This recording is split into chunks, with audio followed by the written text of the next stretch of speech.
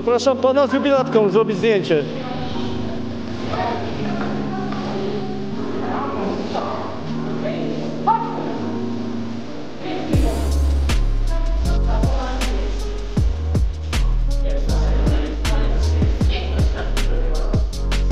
Teraz żeby 40 było widać.